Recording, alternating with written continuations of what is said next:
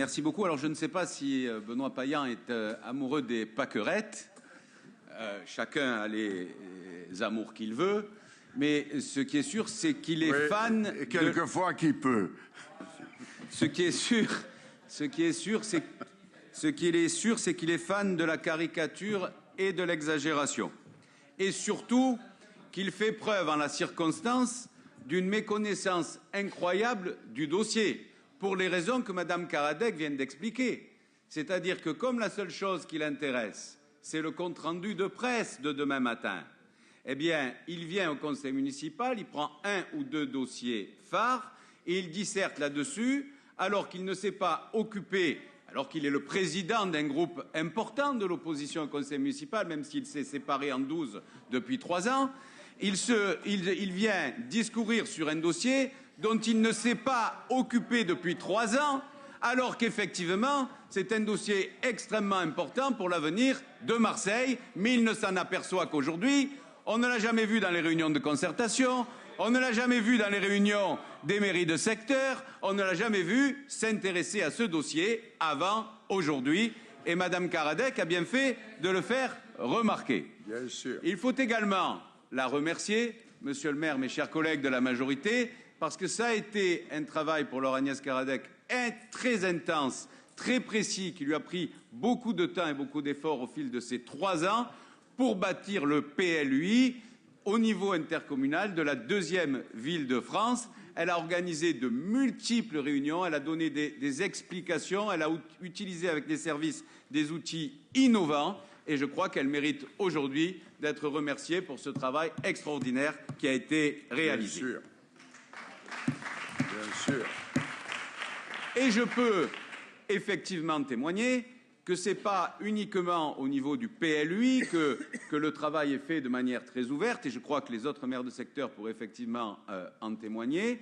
Il y a eu depuis 2014 une évolution des méthodes de la ville au sein des services de l'urbanisme qui est extrêmement bénéfique, qui est moderne, avec notamment l'architecte conseil, les commissions d'urbanisme et des discussions hebdomadaires sur tous les projets dans chaque arrondissement qui permettent véritablement d'améliorer le travail. Et on a l'impression, si on écoute M. Payan, vous vendez la ville aux promoteurs, etc., il ne se passe pas une semaine sans que les maires de secteur et Mme Caradec n'imposent aux promoteurs des règles bien moins larges que ce que le permettait le PLU antérieur, ou la suppression du COS réalisée par le gouvernement Hollande, qui permettait de construire partout, n'importe comment et n'importe quand.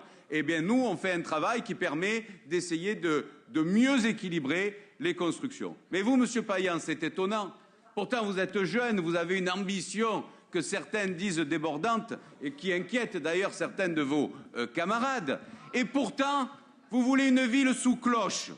Vous voulez le retour au temps où Marseille, entre 1975 et 1995, avait perdu 1 habitant sur 6. Vous voulez le retour au temps où on se recroquevillait, où Marseille n'existait plus, ni sur la scène nationale, ni sur la scène internationale, parce que vous oubliez, pour des raisons purement politiciennes, qu'il faut bien entendu construire des logements et qu'il faut en construire beaucoup et que c'est difficile compte tenu de la réglementation et des règles que notre pays a imposées et que M. Hollande et son gouvernement ont d'ailleurs renforcées au point que plus aucune vente de terrain ne s'est faite pendant quelques années.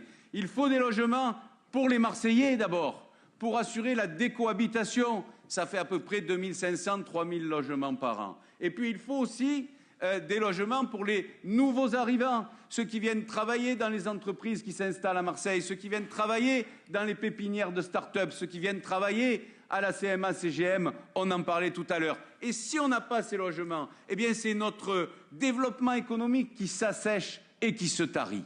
Et puis vous oubliez aussi l'importance du secteur du bâtiment pour le domaine économique. Vous dites qu'il faut de l'emploi, mais vous n'en voudriez que dans la fonction publique, c'est votre tare originelle chez les socialistes. Eh bien, le secteur du bâtiment fait travailler de très nombreuses entreprises. Il n'y a pas que les promoteurs sont les catalyseurs d'un secteur économique extrêmement important avec les architectes, les bureaux d'études, les entreprises de construction, de seconde œuvre, de décoration et autres. Et c'est si vous tuez ce secteur économique-là, eh bien vous tuez la baisse du chômage à Marseille que nous avons fait reculer depuis 20 ans, alors que pareil, dans la même période, entre 1975 et 1995, que je choisis naturellement au hasard, la ville, en même temps qu'elle perdait 1 habitant sur 6, avait perdu 1 habitant sur 4. Alors vous donnez des leçons d'écologie, de vision, etc.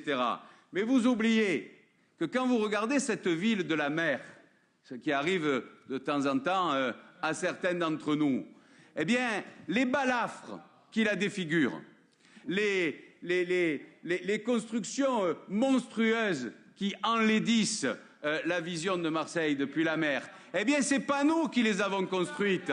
Le Roi d'Espagne, la Rouvière, les Alpilles, les cités des quartiers nord qui défigurent les collines de ce côté-là, là-bas, c'est vos prédécesseurs socialistes qui les ont construits, qui ont défiguré cette ville parce que eux, justement, n'avaient pas de vision. Et puis vous parlez de l'écologie, vous parlez des espaces verts.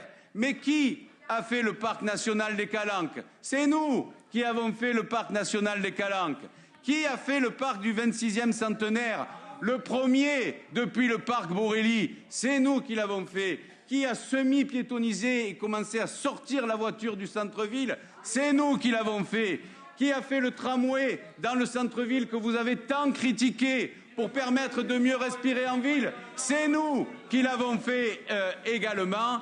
La réalité, c'est que nous avons une vision, que nous l'appliquons et que visiblement elle ne déplaît pas aux Marseillais puisqu'ils ont reconduit Jean-Claude Gaudin 4 fois. Allez, je mets au voix le rapport.